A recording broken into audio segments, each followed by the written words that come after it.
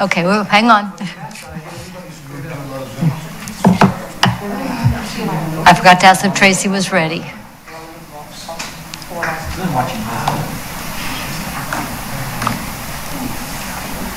All right, Tracy, we good to go? All right, counselors, we good to go? All right.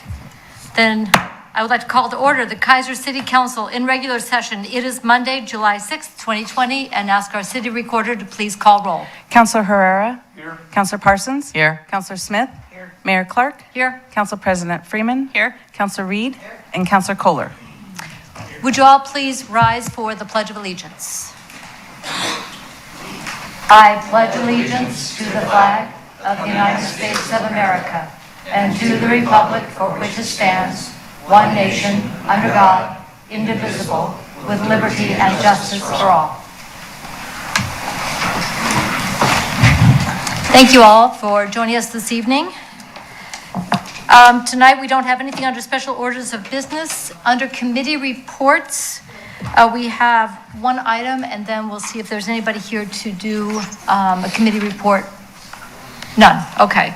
So that takes us then to 5A, which is the Volunteer Coordinating Committee recommendations for appointment, Keizer Public Arts Commission, and Keizer Points of Interest Committee. City Manager. Thank you, Madam Mayor. The Volunteer Coordinating Committee met on June 18th, 2020 to review applications and interview candidates for openings on two committees. The committee is recommending the following applicants for appointments. On the Keizer Points of Interest Committee, Kathleen Ingalls, for the remainder of the term for position number 6, term expiring November 30th, 2021. And for the Keizer Public Arts Commission, Andrea Madison, Beth Melendi, and Michelle Roland Schwartz for positions 2 and 5, terms expiring June of 2023, and the remainder of term for position number 1, term expiring June 2022, respectively. It is recommended the City Council accept the recommendations of the Volunteer Coordinating Committee and appoint the applicants as outlined above. Thank you, Madam Mayor. Thank you very much. Are there any questions on the staff report? All right, Council President Freeman. Thank you, Madam Mayor. I move that the Keizer City Council adopt the recommendations for the Volunteer Coordinating Committee as outlined, which is the Keizer Points of Interest Committee, Kathleen Ingalls, term for position 6, term expiring November 30, 2021, and the Keizer Public Arts Commission, Andrea Madison, I know her as Andy, so it's hard for me to say that, Beth Melendi and Michelle Roland Schwartz for positions 2 and 5, terms expiring June 2023, and the remainder of the term for position 1, term expiring June 2022. Second that. It's been moved and seconded that the Keizer City Council accept the recommendation of the Volunteer Coordinating Committee and appoint the applicants as have been listed. Is there any further discussion? All in favor, please signify by saying aye. Aye. Are there any opposed? Motion passes unanimously, and thank you to all the people who are volunteering to be part of the committees and commissions. This is a very important part of the work of the City of Keizer and a great way to get involved in significantly meaningful decision-making for our community. Okay, I don't have anybody signed up for committee reports outside liaisons, and we will give those reports later in our agenda. This takes us to public testimony. This time is provided for citizens to address the council on any matters other than those on the agenda scheduled for public hearing. We have 3 public hearings scheduled this evening. Cherry's Nagani liquor license application, the Keizer Development Code amendments, section 3.106, 3.107, and 3.108, and charter revisions. We're continuing that public hearing from the previous council meeting. So we have 2 people signed up, and we'll start off with Mr. Rich Rodriguez, who wants to talk to us about finance. If you want to come up to the lectern, thank you for joining us this evening. And if you would just give your name and your city of residence for the record. Madam Mayor, councilors, esteemed public, my name is Paul Richard Rodriguez. I go by Rich. My address is 5136 Bailey Court, Northeast, Keizer.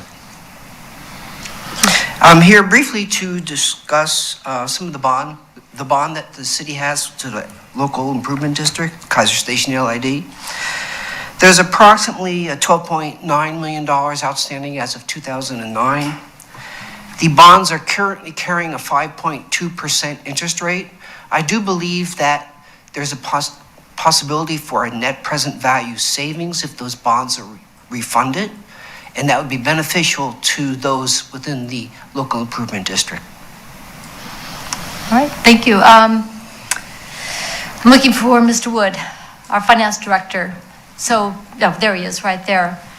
So is that something you would like to respond later, or is there something that you could update folks with at this time? Well, the quick update is we did start looking at that last year. There was a provision within the agreements that we couldn't do a refinancing until I believe 10 years had passed. And we hit that point last year, and we did take a quick look at it. There is a lot of complexity that will go along with it. It's not just a simple refinancing for the city. We would have to go out to all of the Keizer Station LID holders and renegotiate with them as well. At the time, there was several new businesses coming into Keizer Station that we really didn't want to put a monkey wrench in their negotiations. A well-known hamburger place was one of those places. So we may take a look at it again in the near future. But like I say, there is a lot of complexity that goes along with it since it's not just the city that's impacted. All right. Thank you very much. And thank you for reminding us how we can continue to be good stewards of our finances. Appreciate Thank you. that. All right. Any questions for Mr. Rodriguez? Councilor Herrera. Thank you, Madam Mayor. When you say complexities, Tim, Mayor, what exactly does that entail? Well, I believe there's about 19 different assessment holders out at Keizer Station, and we'd have to renegotiate with each of those. And that would be a problem? Potentially. It could take quite a while, yeah. And do you have contact with those 19? Majority of them we only interact with twice a year when we send out the assessment notices. Okay. Thank you. All right. Councilor Kohler.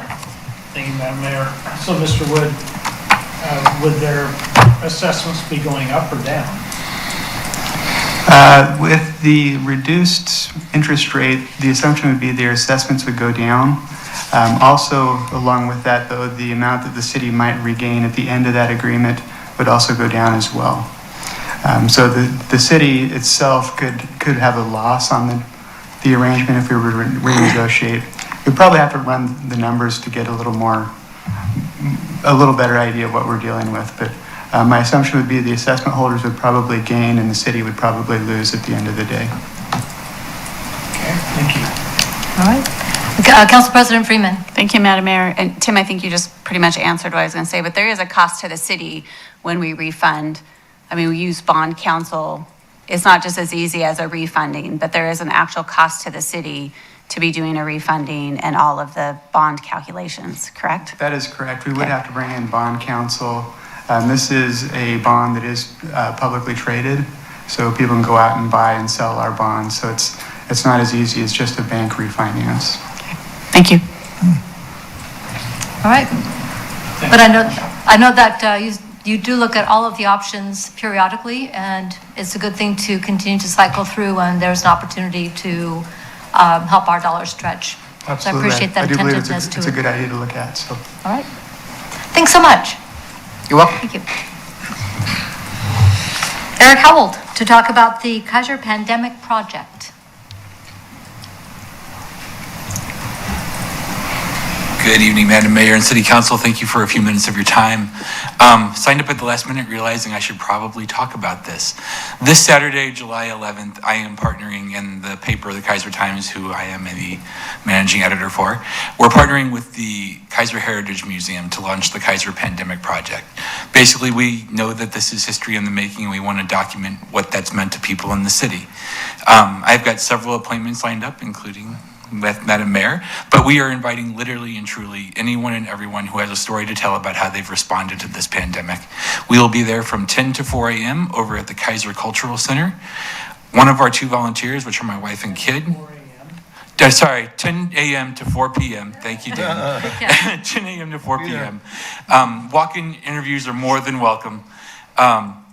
we may have to wait from some of our scheduled appointments, but I'm trying to leave lots of blocks of time. Just, they can be sad stories, they can be happy stories. We're really kind of excited about this, and we can see a lot of multiple uses for it. I know on a personal level, for me, we always call journalism the first draft of history, and I'm actually excited to be documenting some actual history. So please, just help us spread the word, if nothing else. If you don't want to share a story, that's fine, but if you know somebody who might have something to talk about, frontline workers, teachers, if you know anybody who want to struggle with COVID-19, we'd love to hear from them. We're using all proper social distancing. It's just going to be one person or a small group, family group, in the space at a time, and we'll wipe down everything we need to between visitors. But this is an open invitation to the community, and I want it to be as broad-based as possible. So if you know somebody who has an interesting story, or just the story of the average interaction with the weird last few months, we'd love to hear it. So again, Keizer Cultural Center, 10 a.m. to 4 p.m. And you'll meet one of our 2 volunteers at the door and around back. My wife and kid are going to be kind of managing traffic for us. So Saturday, July 11th. Thank you, Shannon. And that's all I have, unless you have any questions. All right, thank you very much. Any questions for Mr. Howell? They can also call the paper office or email me at the paper to set up an appointment in advance. I just thought I'd throw that out there. 10 p.m. to 4 a.m., right? Huh? Yes. 10 a.m., 4 p.m. Thank you very much. And I really appreciate taking the time to think about, how we can tell our stories. There's a lot of us who are going to tell our stories later, but to chronicle and tell our stories as this is unfolding, I think is going to have some value to us individually, but also to help craft how we understand what we've been through in telling the story in the future and learning from it. So I really appreciate that. So anybody else? One more thing. I'm sorry. I just wanted to add as an extra carrot, all the interviews are going to be archived at the Keizer Heritage Museum, so you will truly be a part of Keizer history once this is all said and done, and not just a part of a weekly newspaper. I just wanted to add that because I want people to turn out for this. Thank you. A very valuable weekly newspaper, I might add. All right, thank you very much. Is there anybody else who would like to speak this evening under public testimony? Yes. Is it time for the? We're not in the hearings yet. This is just public testimony on not the hearings. Okay. Then we will go to our first public hearing, which tonight is item 7A. Cherry's Nagani liquor license application, change of ownership. Open the public hearing. City Manager. Thank you, Madam Mayor. On June 4th, 2020, the city received an application for a change of ownership for the liquor license at Cherry's Nagani, located at 4914 River Road North in Keizer. The application is for a limited on-premises license. As required by Keizer ordinance, a public hearing was scheduled, notice was published, and mailed to all property owners within 200 feet of the establishment. The Keizer Police Department reports a clear background check on the applicant and has no reason to recommend denial of the application. In addition, the Keizer Community Development Department finds the location of the establishment to be properly zoned and had no additional comment. It is recommended the public hearing be opened to allow testimony from the applicant or other interested individuals, and upon completion, let the hearing then be closed. It's further recommended the council recommend approval of the application for Cherry's Nagani under the guidelines as established by ORS 471.178 and the ordinances of the City of Keizer, and then the recommendation will be forwarded to the Oregon Liquor Control Commission for their approval. Thank you, Madam Mayor. Thank you very much. Are there any questions on the staff report? All right. I don't have anybody signed up to testify under this public hearing. Is there anybody who would like to speak to this issue? Councilor Kohler? Thank you, Madam Mayor. The establishment there has been a very fine establishment as far as my wife and my daughter are concerned. The best sushi anywhere in the parks. I'm not a sushi eater, so I can't say that. As far as they are concerned, if they're going to have any, that's where they go. It's a good recommendation. Of course, it's Keizer. People bring their best. All right. Seeing no further public testimony, close the public hearing. Council President Freeman. Thank you, Madam Mayor. I move that the council Recommend approval of the application for Cherries Nagani under the guidelines as established by ORS 471.178 and the ordinances of the City of Keizer, and further send this recommendation forwarded to the Oregon Liquor Control Commission for final approval. Second that? It's been moved and seconded that the Keizer City Council recommend approval for the application of Cherries Nagani under the guidelines as established by ORS 471.178 and the ordinances of the City of Keizer, and to forward this recommendation to the Oregon Liquor Control Commission for final approval. Is there any further discussion? All in favor signify by saying aye. Aye. Are there any opposed? Motion passes unanimously. That takes us to item 7B, the Keizer Development Code, KDC amendments, section 3.106, property line adjustments, section 3.107, partitions, and section 3.108, subdivisions, planned unit developments, and manufactured home parks. We'll open the public hearing. City Manager. Thank you, Madam Mayor. Mr. Witham. Thank you, City Manager. Thanks, City Manager, Madam Mayor, City Council. So before us tonight are three sections of the Development Code, 3.106, which regulates property line adjustments, 3.107, which regulates partitions, and 3.108, which regulates subdivisions, planned unit developments, and manufactured home parks. At the June 10th Planning Commission meeting, we had two of the three sections before Planning Commission initially. Essentially, one of the items that was identified in our annual work program was to look at our timeframes for initial approvals for land use cases. It was brought by our Planning Commission and added to the work program.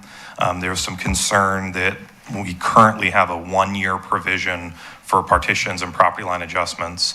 And once a land use is approved, they have a year to get the plat recorded or the lot line adjustment recorded. It's not always a plat with a lot line adjustment. But we've run into issues where folks have to request extensions due to issues with surveying and engineering work and whatever it might be. We felt that it was timely, considering that COVID may be impacting some of our developers for timeframes, that we would bring this and consider it. Initially, staff had just simply recommended that we eliminate the one-time, one-year provision for an extension that lived in the code and just strike that. But Planning Commission wanted to see it move to having a 2-year initial approval for a time frame, which staff is fully supportive of. So in doing that, however, they wanted to add in the subdivision section because it had a similar 1-year provision, but it didn't have a one-time only extension. So we wanted to align all of the three sections so that now when a land use comes through and is approved, a developer will have 2 years to get it recorded, and they can still get an extension if they don't get it done within that time frame. But my hope is that our department will no longer have to issue extensions on a regular basis. And it had been about 45% of partitions we would have to extend, and about 37% of subdivisions in the last few years we've had to extend. So my hope is that with the 2-year initial, we no longer will have to do extensions. And if you have any questions, I'd be happy to take those. All right, thank you very much. Are there any questions on the staff report? Councilor Kohler? Thank you, Madam Mayor. Mr. Witham, my understanding is that this will make it easy. Is your mic on? I think so. Try again. Okay, I just didn't touch it. Hasn't been on all meeting, apparently. So, Mr. Witham, my understanding is this will make it easier for our city staff and for contractors and those type of people too. And there really won't be, it'll be a cost savings for them or cost savings for us because we won't have to spend as much time with it. Yeah, I mean, I think it could represent a cost savings for a developer if they got outside of the extension timeframe. They have to start all over and go through another approval. For us, I mean, an extension isn't a huge process for us to go through, but there is a process. So that is my hope. Sounds like a win-win deal. Thank you. Council President Freeman? Thank you, Madam Mayor. I just want to comment again to the Planning Commission and staff for their doing their due diligence and just looking at all the ordinances. When you look at one, you're looking at multiple. So we're not just making a fix of one and then coming back next month and making another fix on another. It's really looking at all of them. that are working together. Again, ease of staff time, but really ease to the people that we're serving. So thank you. Thank you very much. Councilor Reed.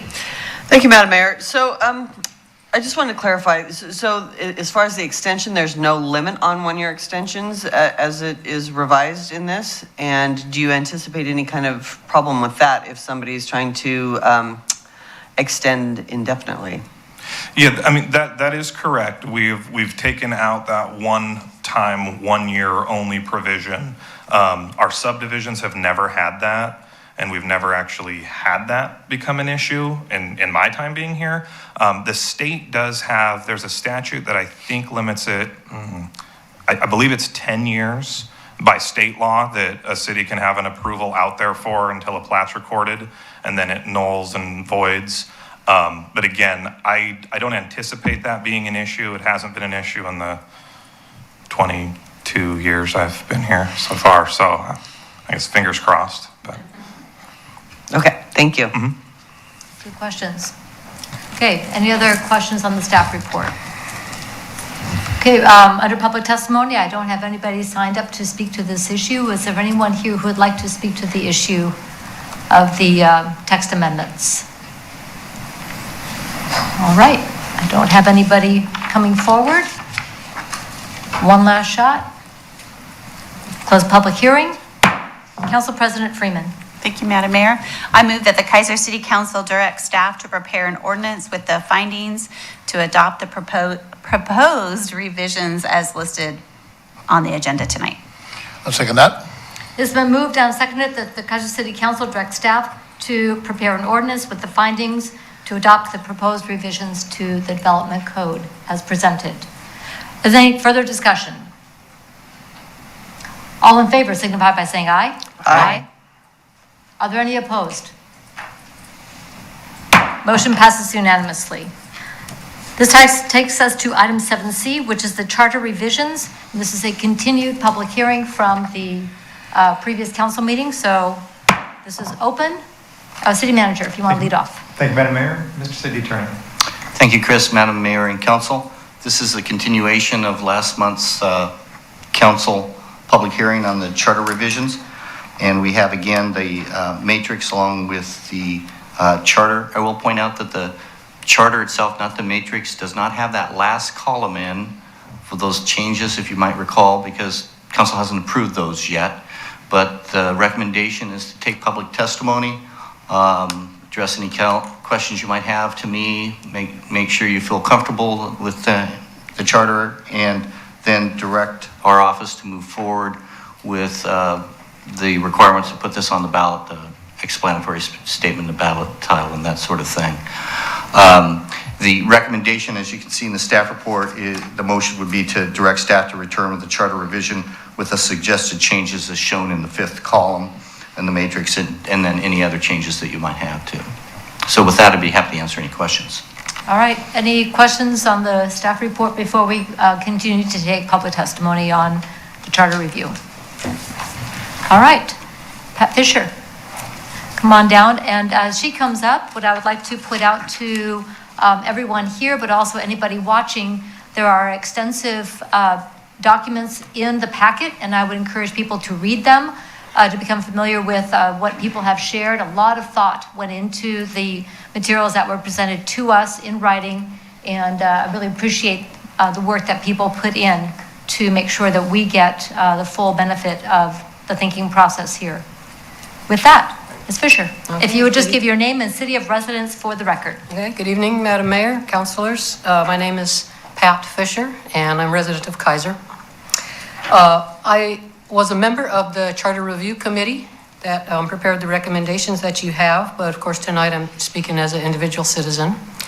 I do want to, though, thank to the city staff, City Attorney Shannon Johnson and Tammy Harms. I think both after their initial surprise at the committee for our interest in a broader range of topics besides just Section 44.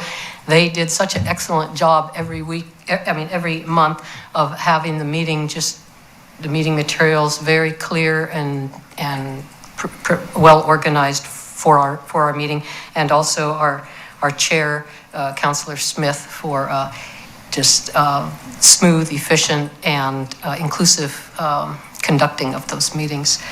So as a committee member, I support the recommendations that came to you. As an individual citizen, I wanted to point out a couple of issues that I think need some clarification or follow-up as this moves forward, hopefully to a vote. First of all, concerning the removal of Section 44, I think, in my view, this is long overdue, and I feel this way not only for myself, but on behalf of several friends, family members that live or work here in Keizer. The removal of this section has just been just a black eye on the city for a long time, I think. And we owe it to not only those friends and family members of all of us, but as well as the next generation. And with that in mind, I urge council not only to move forward with this as recommended by the Charter Committee, but also to take a proactive stance and articulate this throughout the community. Why it is important to remove this. And for some people, that will be what I've stated. There's an emotional reason, there's a concern for your friends and family members, or there may be concern for future businesses or people that may want to live in Keizer that are dissuaded from it because of this in our charter. And for some people, it may purely be just a legal issue that this is an outdated and unenforceable provision, but that whole range of reasons may appeal to some of the voters and leave them confident that they can vote yes to remove that provision. The recommendation from the Charter Committee did not include any replacement language. It did not include an inclusivity clause. It did not include a more specific non-discrimination provision, but those were certainly discussed within the committee. And as an individual, I think there is some follow-up needed from the council, assuming that Section 44 is successfully removed from the charter. Then the council needs to immediately take up the issue of these inclusivity and non-discrimination, either by resolution or within the council rules and staff administrative policies and so forth. That's very important. Another issue that I think needs some follow-up beyond what's in the committee's recommendations to you is the method of electing the city councilors.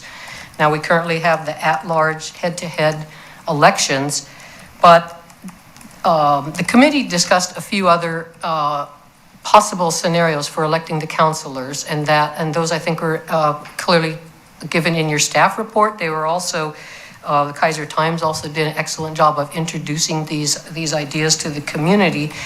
Within the committee's intent was to have a great effort to bring this out to the larger community, because not everybody reads the newspaper, not everybody's going to look at the website, not everybody's going to discuss this or have the understanding that you as counselors or those of us that served on the committee might have had. And so I feel that because of the coronavirus pandemic, we didn't really get to the chance to do that public outreach and see what the real landscape is within Keizer for these other ideas. I mean, consider the way that we did with the police and parks maintenance fees. There was very good outreach, many different methods over a period of time, and I think that same sort of effort is what's needed if we're going to look at something as significant as how we elect the city councilors. I mean, we did have the majority, although not all, of the Charter Committee members, supporting the recommendation as it came to you, and we had several past and current city councilors also strong support for leaving everything as it is.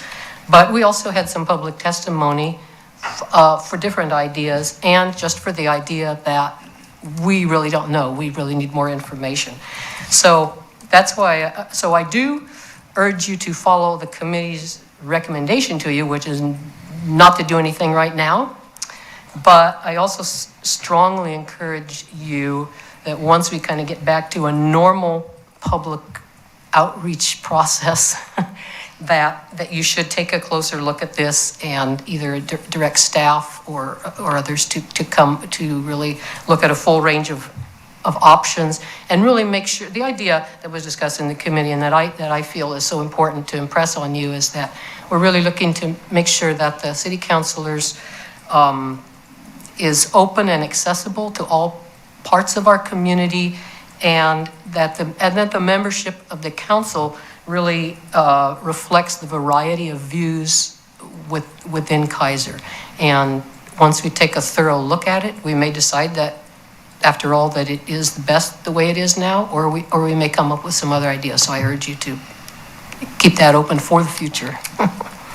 And so that's the end of my remarks, and I'll accept any questions. Thank you so much, and thank you for your thoughtful work on the committee. I know you were a tremendous asset with your, sharing your ideas in such a, just an incredibly thoughtful way. So thank you. Appreciate that. Councilor Herrera. Thank you, Madam Mayor. Thank you for your time on the committee and the whole committee, of course, Pat. Appreciate that. And I would like to point out, you brought out something about being proactive. I am one that agrees with that we should do, whether it's resolution or something, take this step further to assure our community that we are very inclusive. And I plan to pursue that, actually. And I hope that we think about what kind of community we want to live in and how we had this in our charter for so long. Right. You know, I will say that I've been pretty consistent on how I felt ever since '92, and I like to think that our community is better than that. And I am one that I agree with Zaida that I do believe we owe that community an apology for having that in our charter for so long. So that's how I feel about that. But I will pursue the next step as far as some kind of, I don't know if it's a resolution, the right way to do that, because in my conversations with Stan, I think that's what he said once, to resolution. We didn't want to mix it too much because we want to make sure that this, and I agreed with Elizabeth on that, and actually I supported her, I came and supported her, all of you. But I do believe it's important that we let the citizens or the community know that we are an inclusive community, and it's changing, and folks have to realize that. So thank you very much for your time. Okay. Thank you, Madam Mayor. Thank you. Any other comments or questions for Ms. Fisher? All right. Thank you so much. And again, thank you for your service on the committee. I don't have anybody else signed up to testify this evening. Is there anybody else who would like to speak to the issue of the Charter Review Committee recommendation? Going once, going twice. We'll close the public hearing. And again, I would refer people to the materials in the packet for additional very helpful reading information. Council President Freeman. Thank you, Madam Mayor. Oh, sorry, I just lost my page here. I move that the Keizer City Council direct staff to return with the charter revision with the suggested changes as shown in the 5th column of the matrix, and we didn't have any other changes so far tonight unless we have them through discussion. Right. I second that. It's been moved and seconded that the Keizer City Council direct staff to return with the charter revisions with the suggested changes as shown in the 5th column of the matrix. Is there any discussion? Are there any friendly amendments? Are there other things we would like to bring into consideration at this time? All right, all in favor, please signify by saying aye. Aye. Are there any opposed? Motion passes unanimously. All right. That concludes our public hearings for this evening. That will take us now to administrative action, item 8A, which is an ordinance declaring a local state of emergency in the city of Keizer as a result of COVID-19 pandemic, declaring an emergency. City Manager. Thank you, Madam Mayor. City Attorney. Thank you, Chris, Madam Mayor, and Council. As I think most of you remember, we've been through this COVID pandemic together for a while now. The state of emergency declarations have worked as follows. The city manager, pursuant to our emergency ordinance and state law, has issued declarations or amendments or extensions of the emergency, followed by council ratification, which is called for at the first opportunity, I believe is the language used. At this point, the city manager's determined that basically the internal workings in terms of personnel can be handled administratively. Other items such as playgrounds, parks, sports courts are still under the governor's order. Similarly, the community rooms is a venue is under the governor's order. The specific issue is the council chambers with the use of the committees and any committee meetings. And that the city manager feels is up to the council. So we're going to have our first, unless you folks don't want to do so, actual city initiated. And by the ordinance, it needs to be in ordinance form. I was surprised. I thought it would be an order, but it actually says, and also in state law, it should be by ordinance or resolution. And it's definitely not a resolution type of thing in my opinion. So we have an ordinance before you. I had to kind of guess at what you might like because I couldn't come back with it, if you see what I mean, for next meeting, which is what my preference would be. So I want to make sure you understand that and agree with that. Essentially, the proposal is to have the use of the council chambers and other public rooms at the Civic Center by the council and other committees or task force to be conducted with appropriate protocols, including social distancing and occupancy limits. And I'm going to switch right now because I want to make sure I'm reading from the actual ordinance and not the staff report. Because the staff report is a little more of a summary. So it's in section 3, open houses are canceled, public meetings in person with appropriate social distancing, standing and ad hoc committees, board, commission meetings, etc. are in person with appropriate social distancing. City council meetings will be in person, but with social distancing modifications for participants and audience members.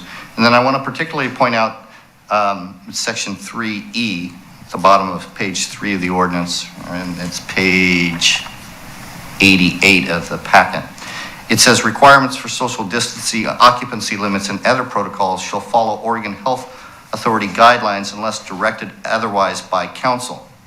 So checking today with the help of my assistant Tammy Harms and talking to Tracy too, the latest mask requirements from the state.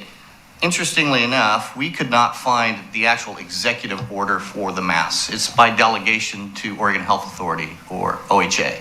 So there's no specific executive order on it. Oregon Health Authority's guideline, or it's actually a requirement, yeah, surprised me too, a lot. But we're pretty sure that it's not there. It is by delegation. It's clear from previous executive orders that anything Oregon Health Authority issues that says requirement, not should, but requirement. And they are good about that part at least. They do separate out what they're saying as a requirement from what's a recommendation.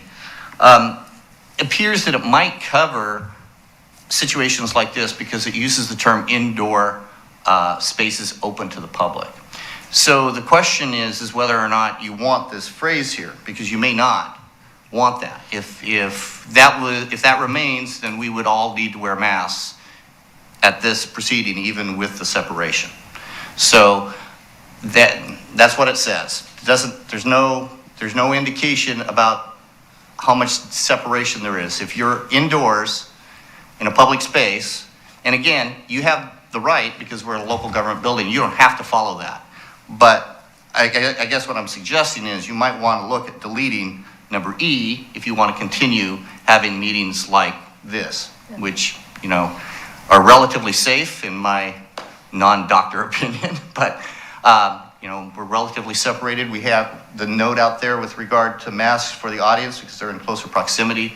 But that's the real issue I want to bring to you, is whether or not you want to delete E, because when I wrote this last week, I didn't see the actual language of the OHA requirement, and the way they define indoor spaces open to the public would include this. So With that proviso, I think the rest is pretty clear cut. Let me glance at the rest of it. We're still continuing the no shut-off notices. And the Keizer Municipal Court is going to issue their own order with regard to that. And I talked to the judge, and he has an order in place modeled after some other municipal court rules. Basically, the standard wear masks, take off your mask when you're speaking, that sort of thing. We have a repeat, although we might not need it, with regard to allowing an emergency change in employee shifts, that's so we don't have to come back to you if things change. Other emergency acts is allowed by law, including mutual aid agreements, et cetera. So with that, I think that covers my staff report, and I'd be happy to answer any questions. Thank you very much. So I'm going to lead off. At my understanding, and again, I'm not a legal expert on this either, is that with the indoor public spaces, face coverings are required unless social distancing can be maintained. Did I read that wrong? Because where we are now, we are all situated, such as when you are at a restaurant. Once you are seated, you can take the face covering off, which is kind of helpful if you're going to eat dinner. But with the idea that you are seated, you are stationary, the social distancing is being maintained. And I think for my thinking, that's where we are able to convene, but also do it in a way that is in compliance with our understanding of the health authority guidance, which is to maintain social distancing. And when you cannot maintain the social distancing, you use face coverings. Am I reading that wrong?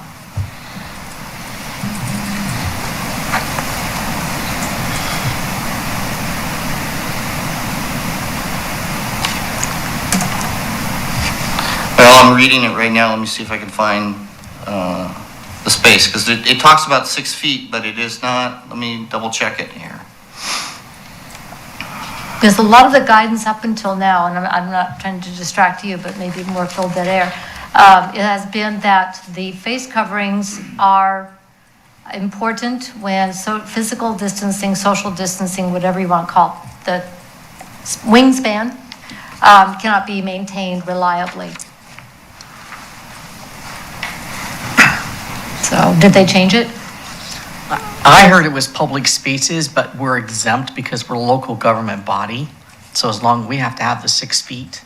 But I think what the governor wants is social distancing and wearing face masks in all public places. Indoor, Indoor, yes, indoor public places. That's indoor right. public spaces.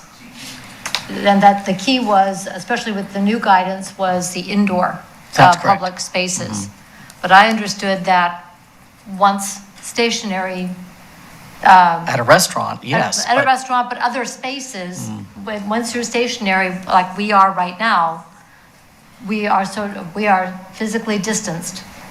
I don't believe so. I don't believe that was the specific behind the OHA guidance. I think the OHA guidance was, if you're indoors, you're wearing a mask.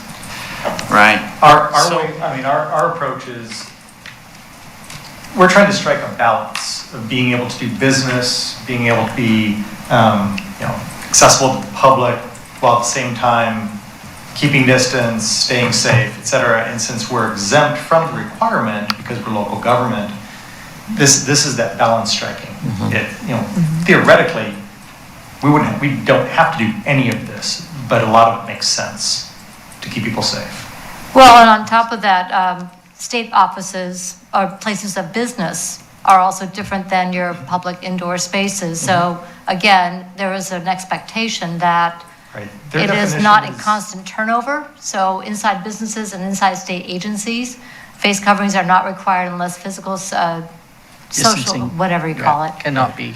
Wingspan cannot be maintained. Right. Yeah, their definition tends toward the retail nature of a state function. Right. So the more retail it is, like DMV, the more the requirement is in place that you have to have face masks. Right. So it is tricky. it looks like they would be required in a situation like this. I'll read you the exact rule. A business or a person responsible for indoor spaces open to the public are required to require employees, contractors, volunteers, customers, and visitors to wear a mask, face shield, or face covering except as follows. Employees, contractors, and volunteers. Masks, face coverings, or face shields are not required when at or in a location where the employee, contractor, or volunteer is not interacting with the public, and 6 feet or more distance can be maintained. So There it is. we're interacting with the public. But we can maintain the 6 feet or more. But it has to be both. It says, and that's for employee, Okay. contractor, or volunteer is not interacting with the public, and 6 feet or more distance can be maintained. Face masks, face shields, face covering are not required when eating or drinking. Customers and visitors. Now, I'm not sure how the public falls in that. I would think they would be the visitor. You folks would be a volunteer. And again, these rules are not written for here because we're exempt. So the question is, do you want to follow them or not? Customers and visitors. Masks, face shields, or face coverings are not required when a business or an indoor space open to the public and engaged in an activity that makes wearing a mask, face shield, or face covering not feasible, such as strenuous physical exercise or performers singing or playing an instrument, if at least 6 feet of distance is required. So again, not applicable here.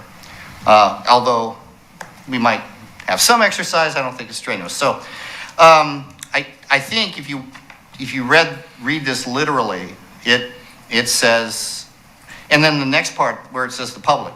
Customers and visitors of businesses and indoor spaces open to the public are required to wear a mask, face shield, face covering unless the individual is under 12 years of age, except as follows: eating or drinking, indoor space engaged in activity makes wearing mask not feasible, medical condition.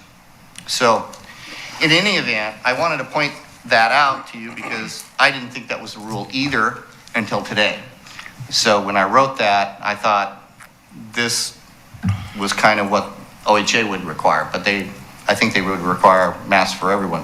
And I wasn't sure you wanted that, so I want to make sure I pointed out that subsection E. Councilor Kohler. Thank you, Madam Mayor. So listening to all that, I think it's important we keep section E in. That way we can modify it to what our particular situation is, using wisdom and prudence. If I may, Madam Mayor? Yes. Subsection E says you follow OHA. Yeah, So if you want to do, Unless directed. unless directed otherwise, but the difficulty with that is you need to have specific direction if you're going to have something else, I guess is the point. So you could certainly, as Councilor Kohler suggests, leave that in, but then you're going to have to say, how exactly are you directing otherwise? You could do that, or you could just remove the subsection.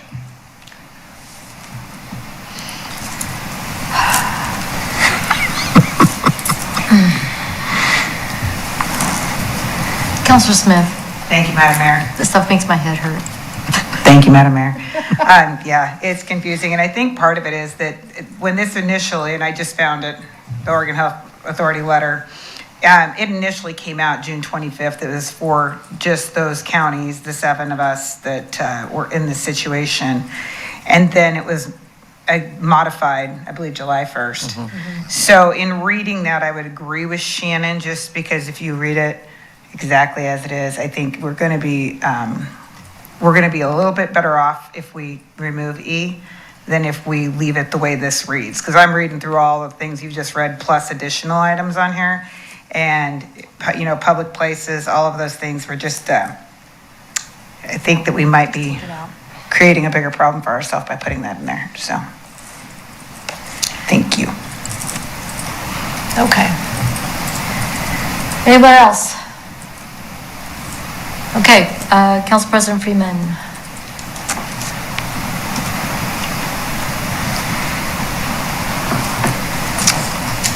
I move that the Keizer City Council adopt a bill for an ordinance declaring a local state of emergency in the city of Keizer as a result of COVID-19 pandemic, declaring an emergency, removing subsection E, and right, so in section 3, subsection E. I'll second that.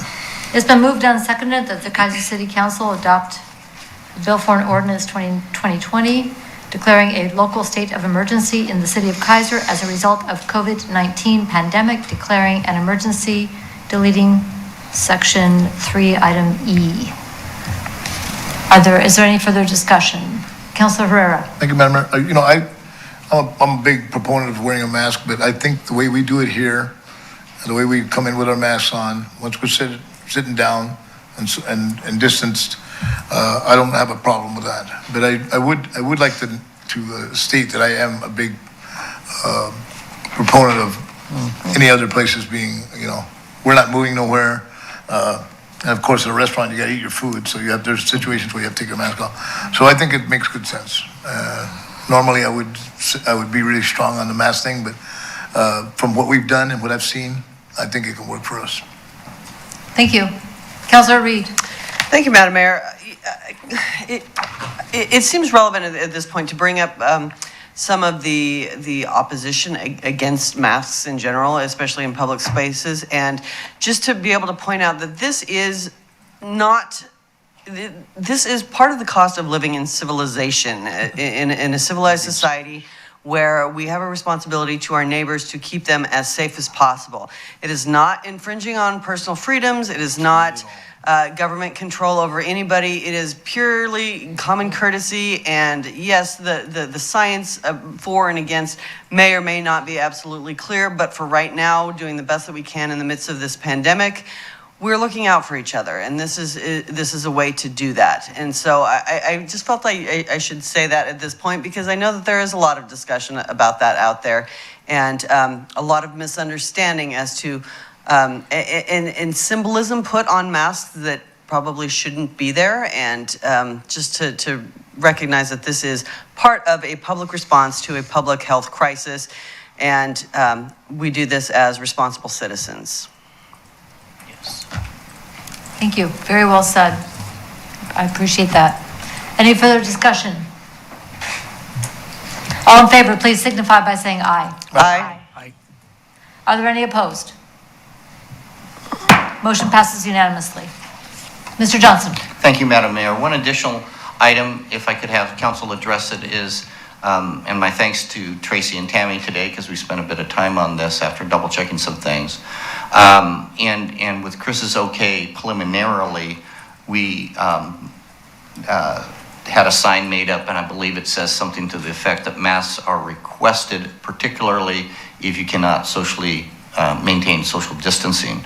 And so with the consent of council, we'll continue with that as part of the rules. We don't need to have it specifically in the ordinance because it allows you to do that. Is there any objection to that? Okay, I think that very much reflects what we were discussing here about being responsible and responsive to the guidelines from the Oregon Health Authority, understanding that we are setting this up in a way to be reasonably compliant with the distancing and controlled situations. So appreciate that. The record shows that there's no objection. That will continue with that process until further directed by council. All right. Thank you very much. That takes us to item 8B, ordinance relating to participation by the City of Keizer in an ORS 190 agreement to support the Mid-Willamette Valley Homeless Alliance, declaring an emergency. City Manager. Thank you, Madam Mayor. City Attorney Johnson.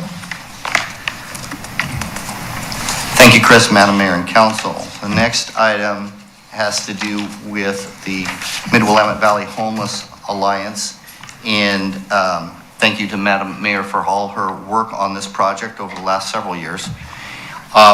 The homeless initiative was established in 2016, and in 2019, the council then adopted a resolution supporting the continuum of care for the Mid-Willamette region.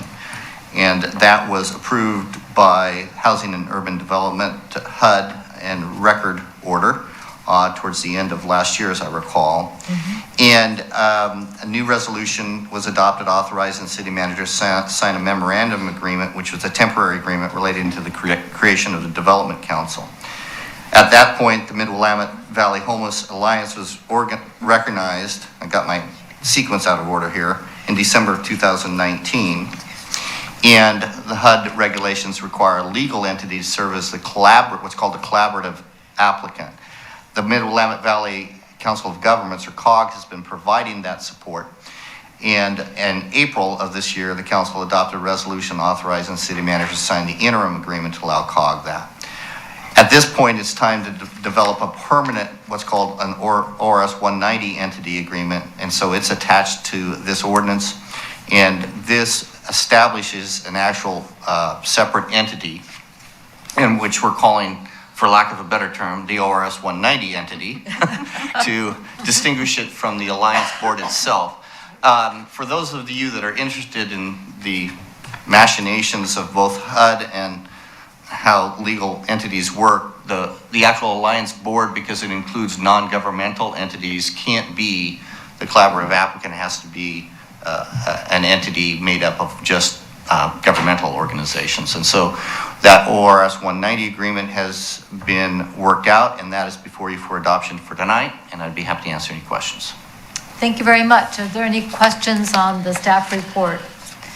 I do want to say thank you to Mr. Johnson and all of the attorneys that have been involved in crafting this ORS 190, including County Commissioner Colin Willis. We've had an opportunity to really look at this thoroughly. I'm not going to say that it's perfect, but it's what we could come up with that I think is very thorough. Recognizing that the ORS 190 governments are only one portion of the Mid-Willamette Valley Homeless Alliance. The Alliance Board and the Alliance itself is a collaboration of governments, service providers, and nonprofits in our community so that we can better work together to implement strategic plans of action to better serve the people in our community who are homeless, who are housing insecure, who have other needs relative to keeping them from being stable and able to care for themselves and their families. So with this in mind, the Council of Governments has been a tremendous asset to us as we've worked to figure out how to create this organization that will be able to bring funding into our area. Housing and Urban Development from the federal government has been immensely helpful in the reestablishment of our continuum of care. Very responsive. And Mr. Johnson's right, it was record time in getting our application approved. December 5th, 2019, it was submitted. December 11th, 2019, it was approved. How about them apples? And also got us working much more quickly to be able to apply for funds to help serve people in our community. I would encourage people who are interested in learning more about the Homeless Alliance to please go to the Mid-Willamette Valley Council of Governments website. All of the information is there, and we have links going back to the original materials, I think, which are still housed on the Marion County website, with videos and the strategic plan as it has evolved over the last 4 years. And it was always meant to and will continue to be a plan of action. So very happy to be that the city of Keizer has been very, very actively involved from so many points of view and so many different organizations to help take care of people in our community. I could talk a lot about this, but I won't. Are there any questions or comments about the ORS 190 itself or the process that we used to get here? Okay, Council President Freeman. Thank you, Madam Mayor. Excuse me, I move that the Keizer City Council approve a bill for an ordinance 2020 relating to participation by the City of Keizer in an ORS 190 agreement to support the Mid-Willamette Valley Homeless Alliance declaring an emergency. Second. It's been moved and seconded that the Keizer City Council adopt a bill for an ordinance relating to participation by the City of Keizer in an ORS 190 agreement to support the Mid-Willamette Valley Homeless Alliance declaring an emergency. Any further discussion? All in favor, please signify by saying aye. Aye. Are there any opposed? Motion passes unanimously. Thank you all very much. Item 8C is Madam an Mayor. ordinance relating Hold on, to, Shannon. I'm sorry, Mr. I Johnson. apologize, I left off one thing on the staff report. There was one more item on the 190 agreement. The appointment of the representative, it's encouraged by the board that the council select the same person. And actually, under our rules, the mayor selects the representative. Since Mayor Clark is that, just for the record, I presume you're going to appoint yourself for that board as recommended. So that needs to be as part of the record, is that, so. So yes, I will continue to serve in that capacity for the Mid-Willamette Valley Homeless Alliance and the ORS 190 board. Okay. Yes. Do you need a formal motion or No, just a that, consensus? under our rules, for outside committees, the mayor can appoint. Okay. So, because it's an outside committee, the mayor can appoint whoever.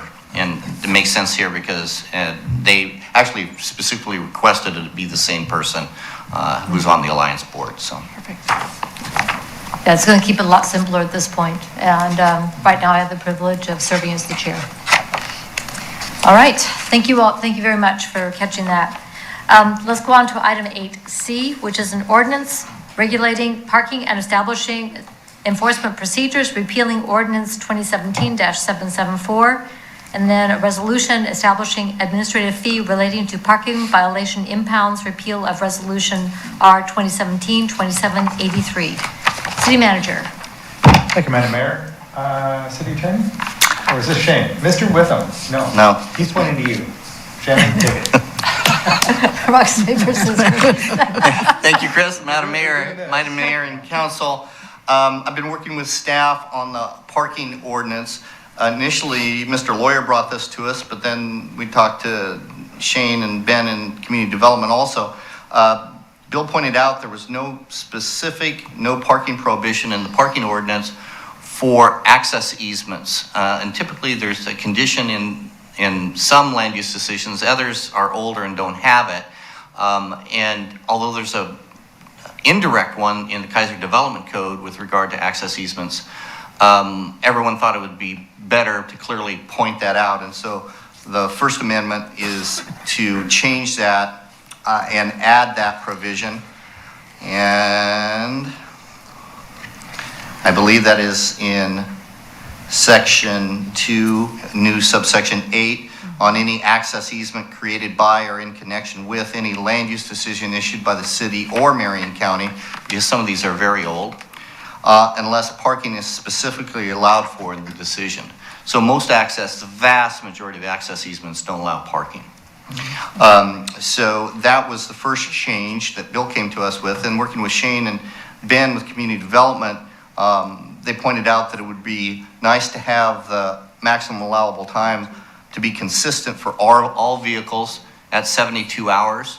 Right now, most vehicles are 72 hours, although trailers and recreational vehicles are 48 hours. The thought from community development would be a lot simpler if they were all the same.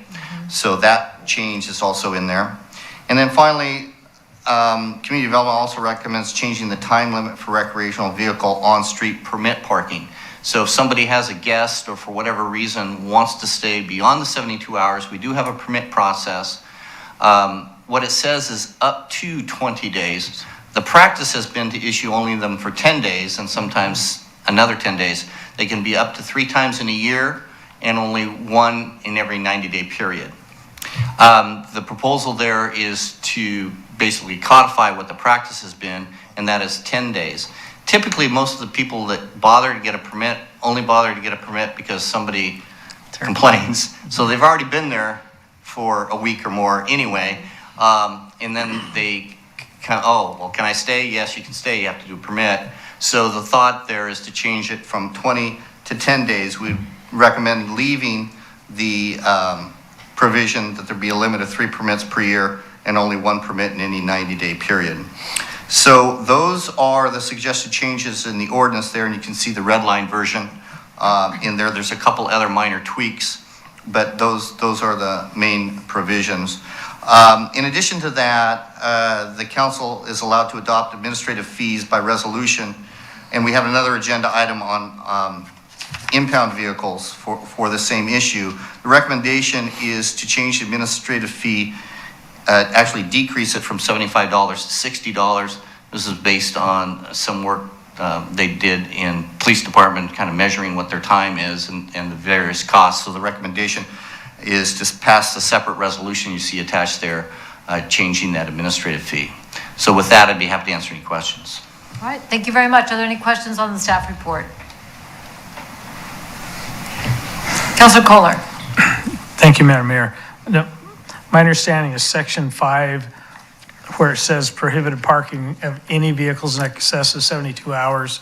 The only time that's really enforced is if somebody complains about a car being parked there. So if I have a car that normally one of my kids was driving, but he's off to a summer camp somewhere for 2 weeks and it's sitting there, is that technically a violation?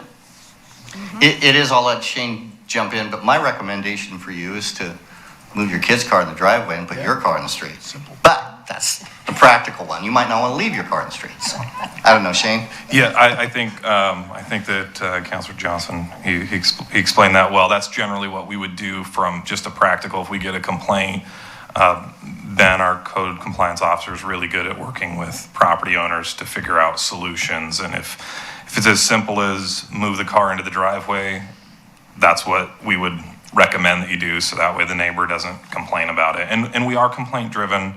Ben has plenty of work on his plate, and so do our police force, to not be out patrolling parking 72-hour violations. So, Councilor Parsons.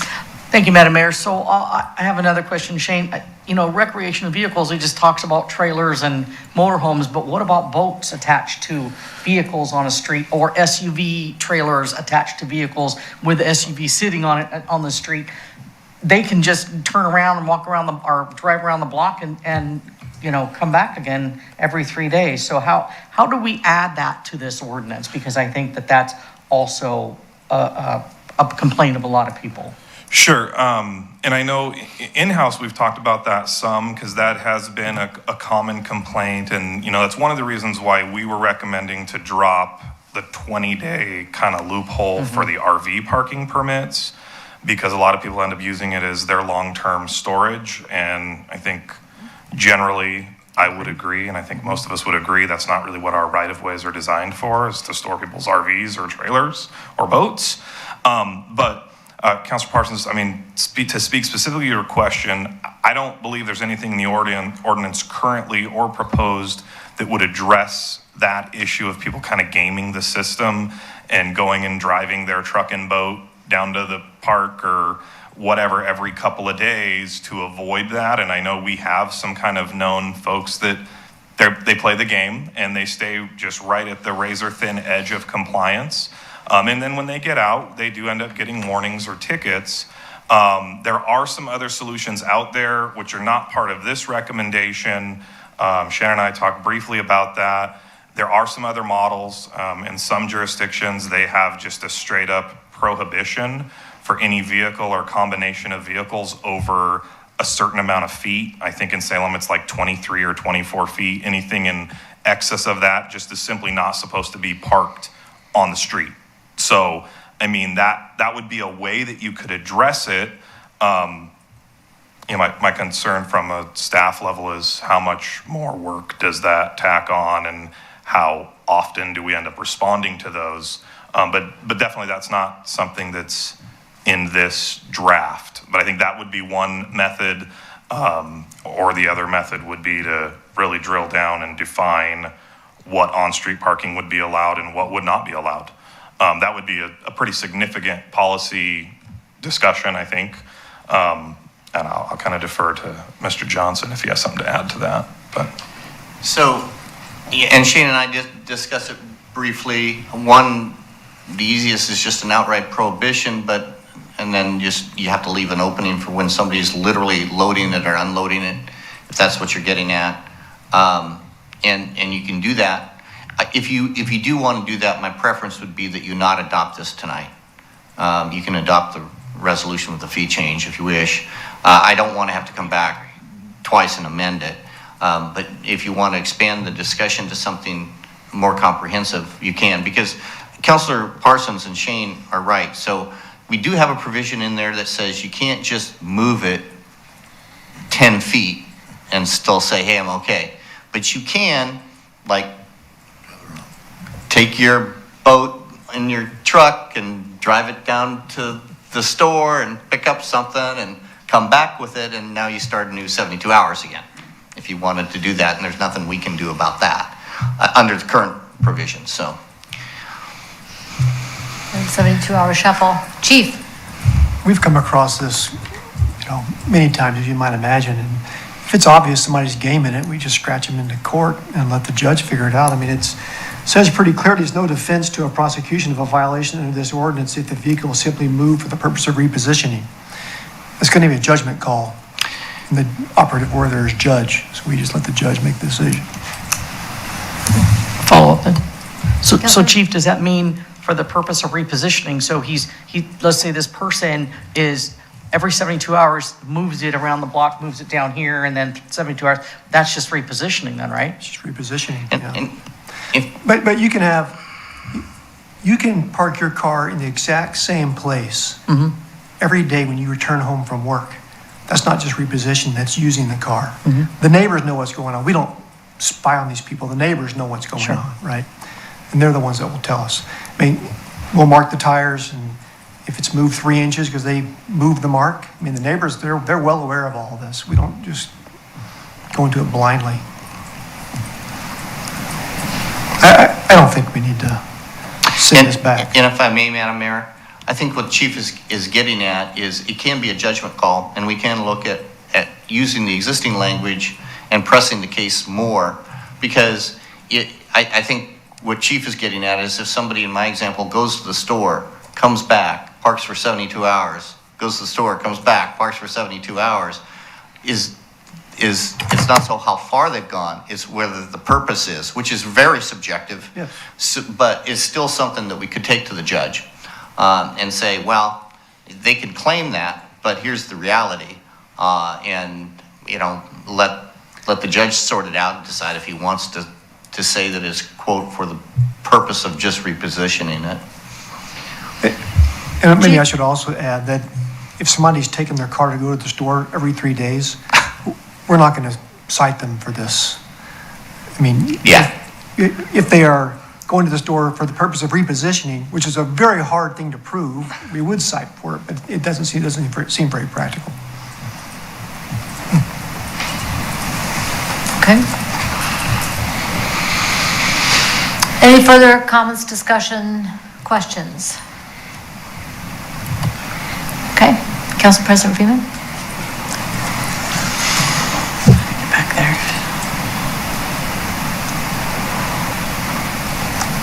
There we are. I move that the Keizer City Council adopt a bill for an ordinance 2020 regulating parking and establishing enforcement procedures, repealing ordinances 2017-774. Second that. It's been moved and seconded that the Keizer City Council adopt a bill for an ordinance 2020 regulating parking and establishing enforcement procedures, repealing ordinance 2017-774. Discussion. So we've heard a number of points of view on the 72-hour shuffle, which is a game that, anybody who's been around for any length of time knows that people will do. It's good to know that there is an opportunity for egregious behaviors in that regard that are causing neighborhood conflicts could be handled under this ordinance. Is that what I'm understanding, Chief? Yes, ma'am. Okay. Any further discussion or thoughts? Councilor Kohler. Just a comment that we can put all kinds of rules and regulations in, but we cannot legislate common sense. We'd be here a long time. Yeah. Or courtesy, for that matter. Yeah. All right, any further discussion? Councilor Smith? Thank you, Madam Mayor. One thing is I would just encourage anybody watching that is having these issues, keep in mind that the city has certain regulations that we have, but if you have a homeowners association, there's generally some rules there, and that overrides anything that we're saying. I mean, that's another level of action that you could take, and I would encourage you to go to your homeowners association first. So that's all. Thank you. They're pretty quick to act if there's an HOA. Yes. Mr. Upley. One other layer of regulation would simply be neighbor-to-neighbor contact. So get to know your neighbors, go have a conversation with them. That tends to be very effective as well. I would agree. Any further discussion? All in favor, please signify by saying aye. Aye. Any opposed? Motion passes unanimously. Council President Parsons. I was looking at her, sorry. Council President Freeman. Thank you, Madam Mayor.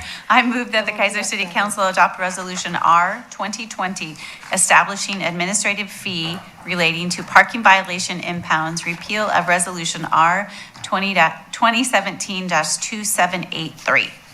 Second that? It's been moved and seconded that the Keizer City Council adopt Resolution R 2020, establishing administrative fee relating to parking violation impounds, repeal of Resolution R 2017-2783. Any further discussion?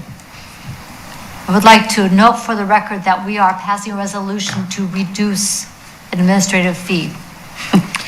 So, way to go, Keizer. Madam Mayor.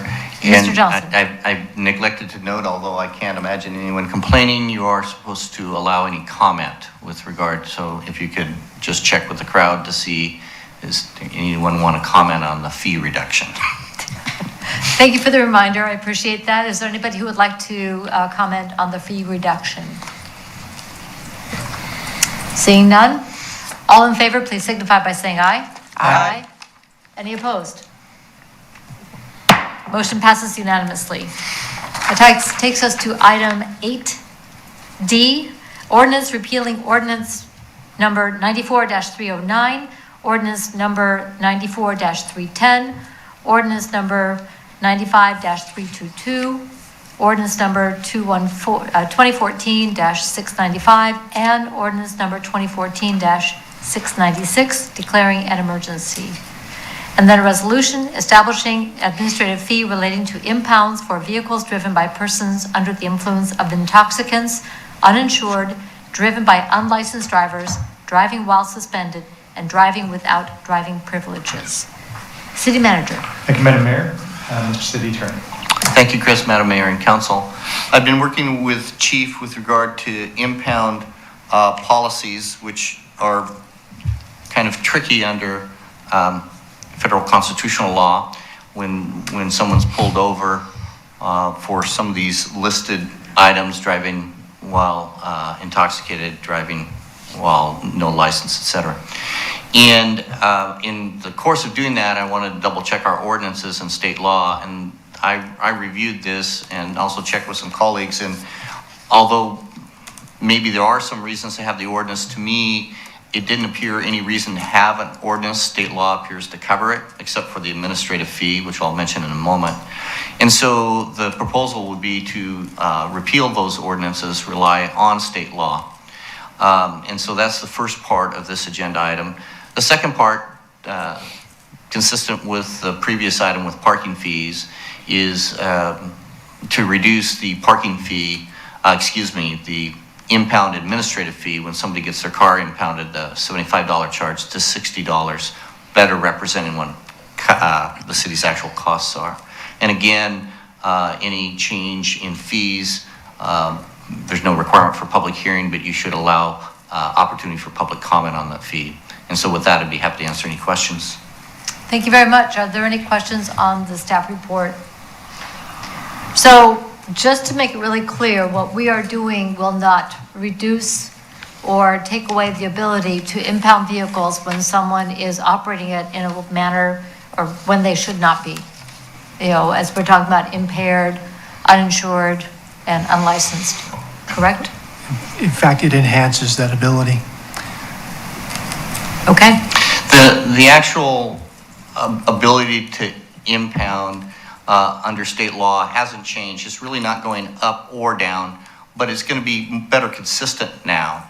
The real provisions are set forth in actual policies with regard to when we can tow.